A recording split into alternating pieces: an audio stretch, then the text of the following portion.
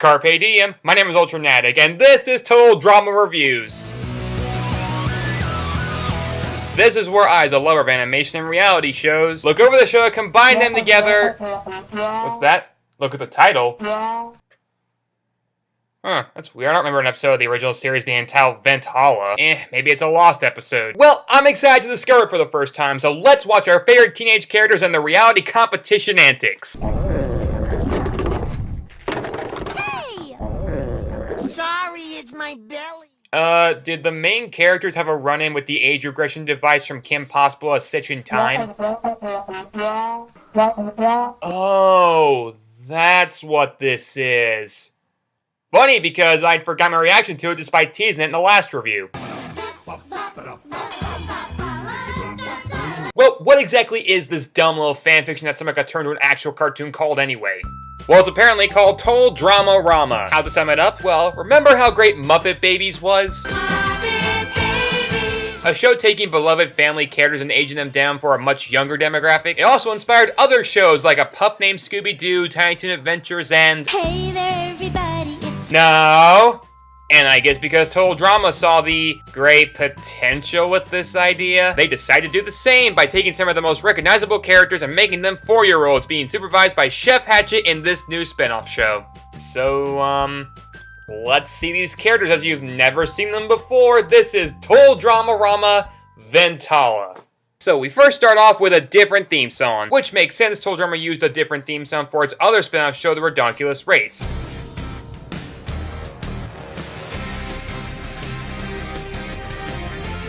Not nearly as catchy, but it did give a sense of heightened adrenaline that matched the pace of the show. So Total Dramarama's theme song will surely tell us what to expect here as well.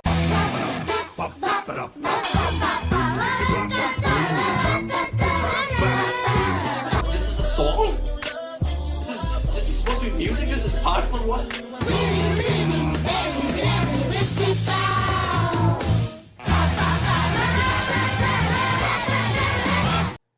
So, how do I describe this theme song in the nicest terms possible?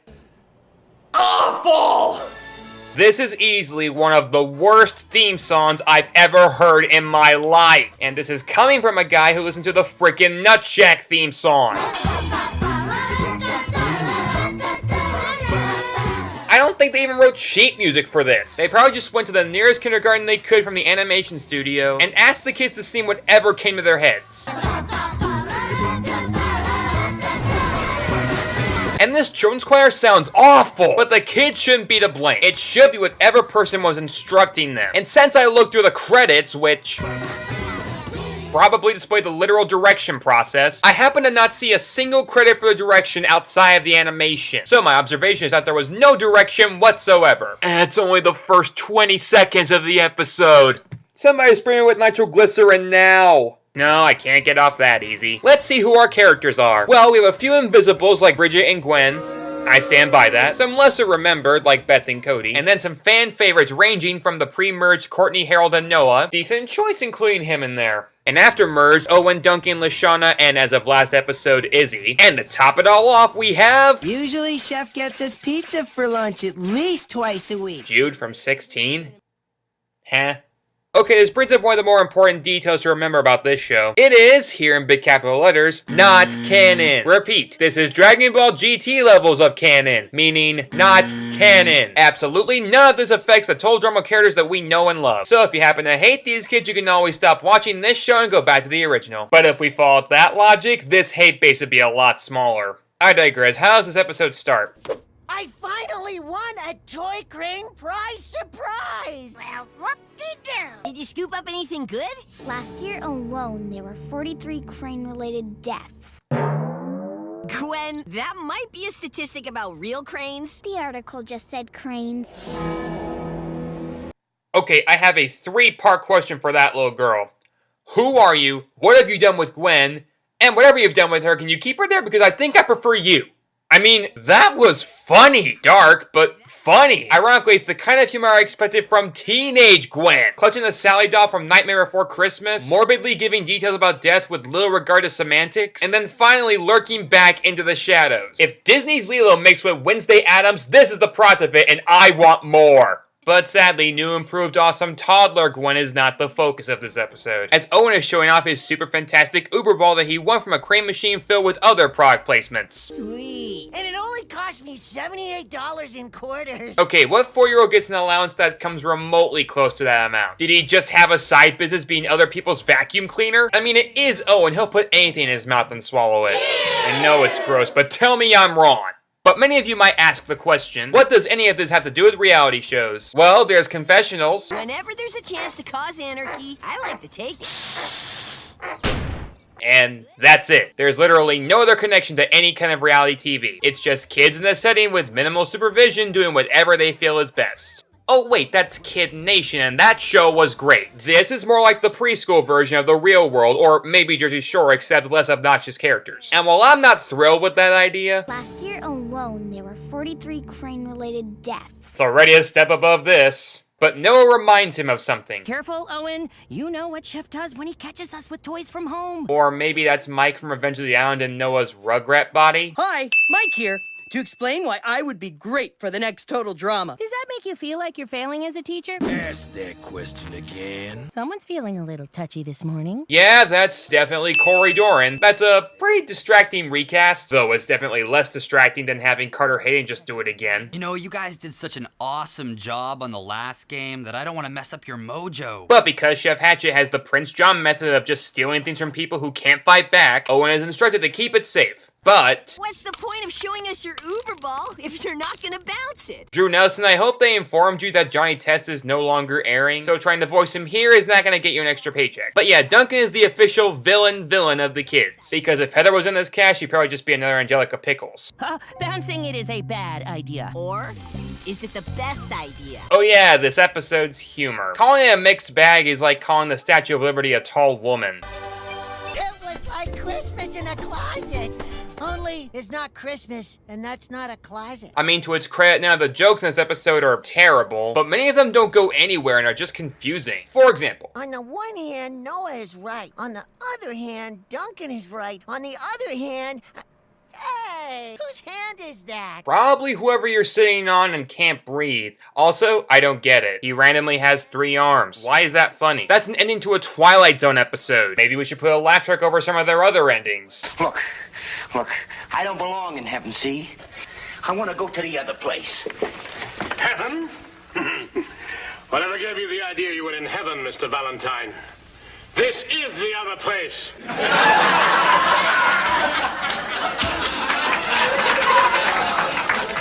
Owen succumbs to temptation and bounces the ball, presumably made out of flubber, which gets caught and confiscated by Chef. Who brought this into my daycare? Oh, Clay Bennett, no. Why'd they take you away from us? This is like replacing Eddie Murphy in Mulan 2, which is probably for the best for his career because that film sucks. But Chef puts it in a safe with a bunch of other toys. You kids have been losing toys to me for years. Okay, 1, this implies you've been watching these kids since they were babies, which I doubt. And 2, what kind of daycare has a safe that even Gringotts would call excessive? Well, no matter, as Izzy memorizes the combination. For her age, that's godlike quality. And Duncan gets an idea to use the supplies in the cabin to escape the daycare because it's run like a prison? With a few supplies from that cabinet, I can finally escape from this daycare. Okay, Duncan is given no motivation for wanting to break out of the daycare. Chef's a bad teacher, I guess, but that's mostly from Owen's perspective, not Duncan's, so this doesn't make much sense. Well, actually, it makes perfect sense when you compare it to how Duncan plans to get that safe open, because... Ooh, it's a doozy. I made a map of the vents to get us into Chef's office. Oh, so that's why it's called Venthalla? Actually, no. Why did this episode combine Vents with Valhalla? Does anything in this episode have anything to do with Norse mythology? It'd be like a Percy Jackson novel being entitled Percy Jackson vs. Iggy Azalea. Does she serve any purpose to that universe? But if you think that's a dumb nitpick to work with, don't worry, there's more of this plan. How will we open that lock? I got one of Chef's eyes. Ew! Relax. I'll put it back, and he won't know it's gone because I stuck a big marble in its place which he can't see with his other eye. You know, sadly, turning these already dumb teenagers into 4-year-olds is starting to look like an ingenious way to be lazy. Because that plan is something only a 4-year-old would think makes sense. First off, I'll have to assume that that's a glass eye because if it isn't... Oh my god. But retinal scans don't work on glass eyes, you morons! And second, what if Chef Hatchet happened to use the bathroom and looked at himself in the mirror? Wouldn't he notice an eye that looks drastically different to his half-vision self? Maybe it's a marble that looks exactly like an eye. Why is it so quiet in here today? Nope, never mind. Noah, why don't you stay behind and make sure Chef doesn't notice we're missing? I could stay behind. No, Dice Princess. You'd rat us out first chance you get. I absolutely would. You know, as funny as that line is, this all raises the question of why these 4-year-olds are so articulate. That might be a statistic about real cranes. I like the way it challenges my gross motor development. Whenever there's a chance to cause anarchy. Does that make you feel like you're failing as a teacher? What about the rectal scan? For the last time, Jude, retinal is the eye, rectal is the... But They're smarter than even necessary for their age. I stuck a big marble in its place which you can't see with his other eye. Well, not that smart. Fine, I'll go. You're all going to die up there, so bye. Come back, Gwen, you're my favorite character on the show! Those are words I never thought I'd say in my life. It's official, this music production is awful. They must have let actual children compose all of this, these good-for-nothing lazy sloths. But they go through the Venthalla video game montage, which raises too many questions to answer, and they make it to the safe to get their toys. Oh yeah! But typical goody 2 Velcro shoes, Courtney thinks they shouldn't. Guys, stop playing with all these toys. We're only here for Owen's Hey, that's not fair. That squeak sound effect is the exact same one they use in My Little Pony to make characters smile. And you're stealing that sound effect to make the characters cuter. That's awful! And cleverly lazy. I don't know where to shake your hand or slap it away in disgust. Duncan ditches the others while Noah stalls Chef. We are playing a game. Nice! What are y'all playing? Hide and seek, but it is so hard. Oh, don't be so hard on yourself, Noah. You're bad at lots of things. It's kind of like having Lindsay Lohan as a guidance counselor. Way to go! So Chef proceeds to... let's start with things you're bad at. That'll be easier. further scar Noah's ego in childhood while the kids try to figure out which way to go. Does anyone remember which way will get us out of here? Arr! Let a pirate lead the way.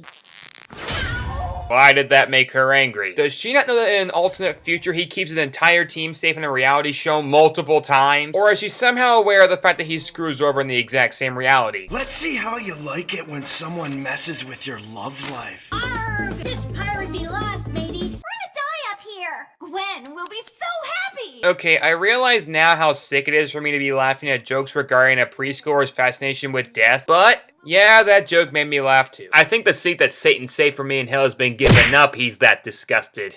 Owen smells pizza, which leads them back to the room, but a combination of bad coincidences gets everyone found out and eliminated. Okay, giving us spanking. Putting time out?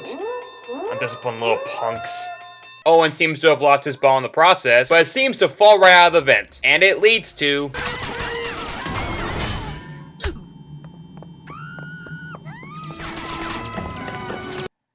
Sesame Street, what's the letter for the day?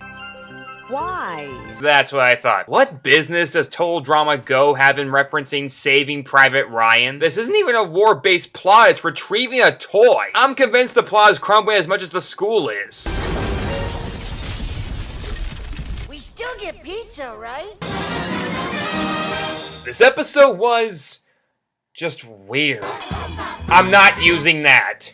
That's better. So my first impression of Total Dramarama is that it is not good. The jokes are confusing, the plot is paper thin, and that theme song can lick my jockstrap. But it's hard to call this show bad because I do see some good in it. There's a handful of characters who are still pretty funny and I even see some great potential with. And once in a while a joke hits, so I can't claim this is the worst thing that happened to Total Drama like I'm sure a lot of people have. But I can't go out and heavily praise it like I've seen other people do either. But it's inoffensive enough. If you're a diehard Total Drama fan who's super curious, I'd say give it a fair try. And for anyone out there who still thinks that this show is the bane of Total Drama's existence, it might be, you never know. But in my opinion, even at its peak, Total Drama can always produce worse. Much worse. Much, much, much worse. But I think you're really talented.